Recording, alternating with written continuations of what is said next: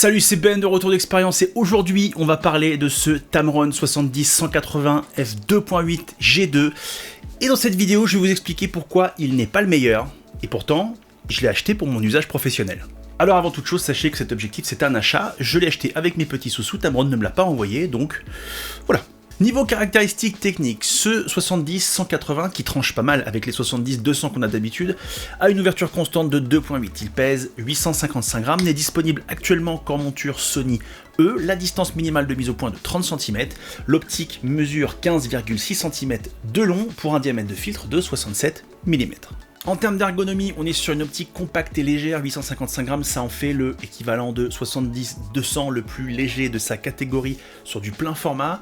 Je ne doute pas que le fait de ne pas être allé jusqu'à 200 et d'être resté à 180 permet notamment de l'alléger. Niveau bouton, vous en avez 3. Vous avez le lock du zoom qui vous permet d'éviter que le zoom se déploie tout seul. Honnêtement, j'en ai jamais eu l'utilité, le zoom ne s'est jamais déployé tout seul. Vous avez un bouton de sélection des modes de stabilisation, custom 1, 2, 3, et vous avez un bouton personnalisable. Sachez que grâce au système de Tamron Lens Utility et le petit port USB-C que vous avez là, vous pouvez programmer votre optique. Vous pouvez décider de dédier le bouton personnalisable au manuel focus, autofocus. Vous pouvez changer le type de mise au point avec la bague, c'est-à-dire linéaire ou non linéaire. Vous pouvez même changer les boutons customisables qui sont là, 1, 2, 3. Donc voilà, avec ce petit logiciel que fournit Tamron sur son site, ça vous permet de rendre votre optique entièrement personnalisée, juste pour vous. Et on va rentrer dans le dur avec l'autofocus. Les moteurs autofocus font plutôt bien leur boulot sur ce 70-180 G2. J'utilise moi ce Tamron sur mon Sony A7 IV, donc qui n'est pas l'autofocus le plus performant actuel, mais qui est un très bon autofocus. Et je l'ai utilisé sur des sujets rapides, en l'occurrence des voitures à pédales. Niveau photo, j'ai eu des résultats relativement hétérogènes. J'ai fait beaucoup de rafales sur ces voitures à pédales qui allaient à fond la caisse, et j'avais entre 45 et 25% de déchets, et j'ai aucune explication exacte du pourquoi l'autofocus marche moins bien dans certaines situations plutôt que dans d'autres. Ça fait une moyenne de 37%, soit en gros une photo sur 3 qui sera floue. Alors sachant que moi j'ai été dans une sélection de photos assez dur, c'est-à-dire que si c'est pas parfaitement net, je l'exclus. Il y a un phénomène que j'ai observé, c'est qu'on a des photos qui sont quasi nettes, c'est-à-dire que on sent que le focus, il est en retard, mais d'un centimètre.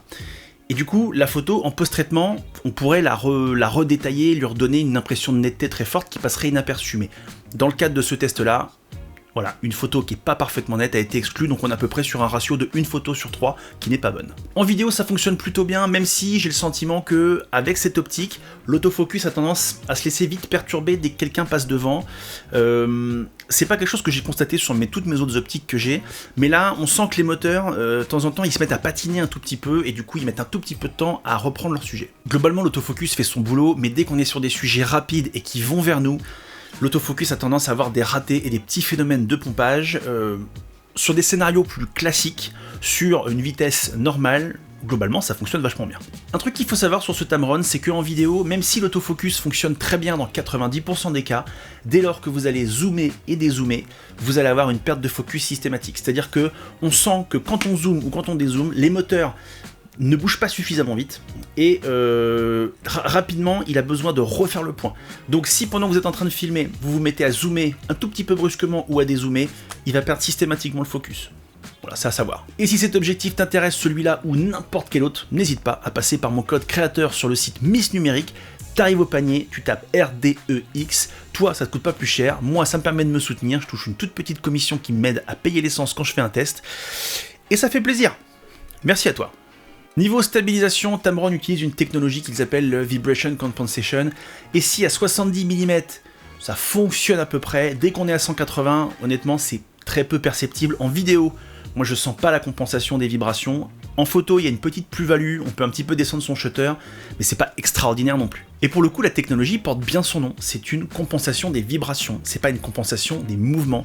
Donc sur des petites vibrations, ça marche bien. Dès que vous êtes sur une compensation de mouvement, vous tremblez vraiment, là vous verrez pas la plus-value. Pour le coup, pour avoir testé le système de stabilisation du 70-200 de chez Sigma, qui est certes plus gros, plus lourd, mais j'avais été bluffé par le niveau de stabilisation super élevé en vidéo à 200 mm et même en mode APS-C à 300 mm, c'était hyper impressionnant.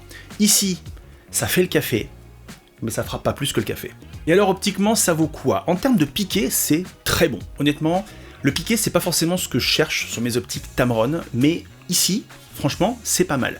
J'ai quand même le sentiment que j'ai pas exactement le même niveau de détail que j'ai eu sur le Sigma, mais je trouve que ça se joue sur des détails. En fait, je pense que la vraie différence, ça va se faire sur l'homogénéité de l'image, où là, on est vraiment très bien en plein centre, mais on est un peu largué sur les côtés quand on est à pleine ouverture, alors que le Sigma était déjà vachement bon en pleine ouverture. Mais honnêtement, selon l'usage que vous avez, ça fera pas vraiment de différence. Niveau bokeh, on a quelque chose de très nerveux. Ça, c'est un truc que Tamron fait souvent. On a un bokeh qui est assez nerveux, qui est pas très étalé, qui est pas très pastel, qui manque un petit peu de douceur. Pour beaucoup, ça fera pas beaucoup de différence, mais quand on est attentif à ce genre de détails, bon, on se rend compte quand même qu'on a un bokeh qui est très contrasté et qui est très dessiné. Moi, ça me gêne pas trop, parce que quand je veux vraiment un beau bokeh, je vais utiliser une focale fixe à très grande ouverture.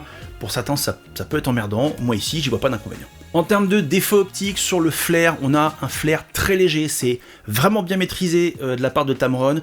On a plus une lueur avec une petite perte de contraste, et dans certaines situations très précises, vous avez un tout petit point bleu.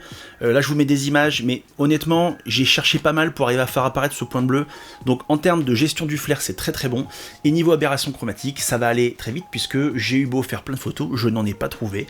Donc on a une optique qui, optiquement, tient carrément la route. Et alors, à la lumière de tout ça, je ne peux pas vous dire que ce 70-180 est le meilleur de sa catégorie. Lorsque j'ai testé la version Sigma, il y avait eu un effet waouh. J'avais testé l'optique, elle était optiquement très bonne, en termes de stabilisation elle était très bonne, en termes d'autofocus elle n'était pas parfaite mais elle était très bonne. Et lorsque j'ai eu ce Tamron, j'ai pas eu l'effet waouh. Et donc là, légitimement, vous seriez tenté de me dire, mais du coup Benjamin, t'as testé le Sigma, t'as testé celui-là, et t'as acheté celui-là alors qu'il est moins bon que le Sigma. Qu'est-ce qui te prend? Et en fait, mon choix, il a été motivé par deux critères. Le premier, c'est, est-ce que j'ai besoin du meilleur? Est-ce que j'ai besoin absolument d'avoir le meilleur autofocus, d'avoir le meilleur piqué, d'avoir le meilleur bokeh? Est-ce que j'ai besoin d'avoir la meilleure optique disponible sur cette gamme focale? Non, j'avais besoin d'une bonne optique. J'ai pas besoin d'avoir la meilleure optique. En fait, moi, pour bosser, il me faut des performances suffisantes. J'ai pas besoin d'avoir les meilleures performances absolues, d'autant que certains points de détail, peut-être que moi je vais les voir, mais moi mes clients, ils vont pas voir les défauts de stabilisation, ils vont pas dire « Ah, c'est marrant sur cette photo-là, je trouve que ça manque de piqué ». 90%, 99% de mes clients se posent pas cette question-là. Donc en fait, la seule personne que ça pourrait gêner éventuellement, c'est moi. Ici, ça me gêne pas. Et la deuxième raison, qui est probablement plus importante encore que la première, c'est que le 70-200 de chez Sigma était blindé de qualité, mais il était très gros et très lourd. Et moi, je veux m'alléger. J'ai pas un usage permanent du 70-200, mais quand je l'utilise, je veux pouvoir l'avoir en bandoulière, dans mon sac à dos, et que ça pèse rien.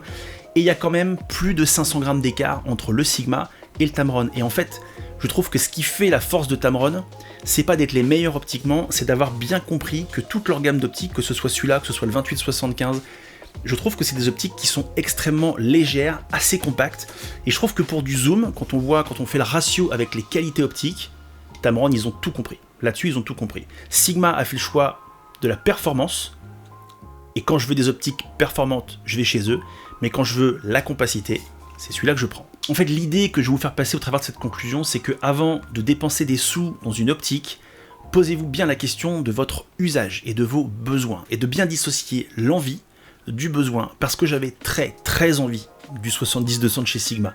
Je l'ai testé, et même si j'avais eu un peu mal au poignet à la fin, j'en avais hyper envie.